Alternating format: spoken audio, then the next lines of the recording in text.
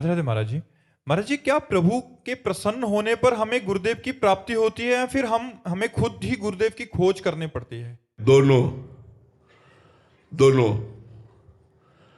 कभी कभी गुरुदेव की खोज करनी पड़ती है।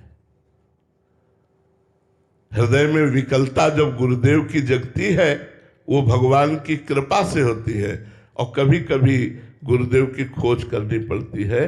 जैसे नारायण स्वामी, वो जज थे, एक घटना में किसी को फांसी दी, उसने रो कर कहा फांसी तो दे दिया है लेकिन सत्य बात है मैं निर्दोष हूं।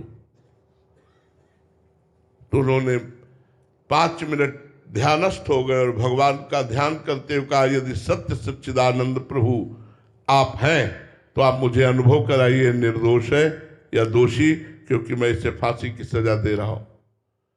अंदर से एकदम आया कि निर्दोष है।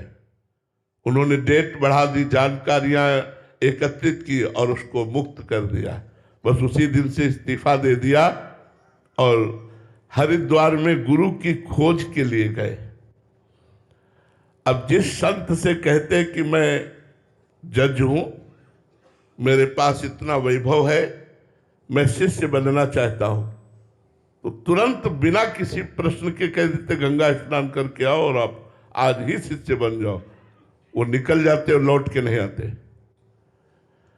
कि जो मेरे जज पद का आदर करता है और मेरे वैभव का आदर करता है वो मेरा गुरु नहीं हो सकता।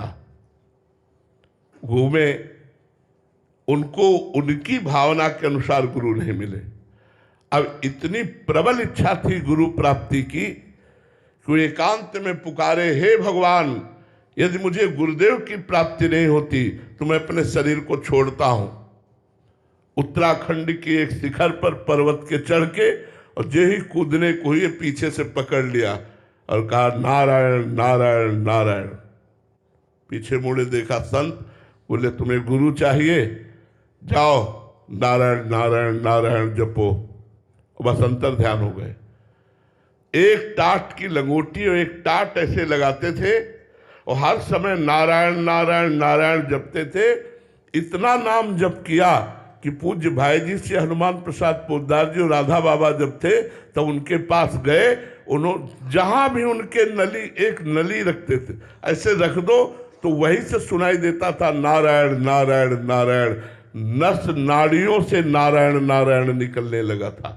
तो कभी कभी गुरु की खोज करनी पड़ती है और कभी गुरु अपने शिष्य को ढूंढ लेता है।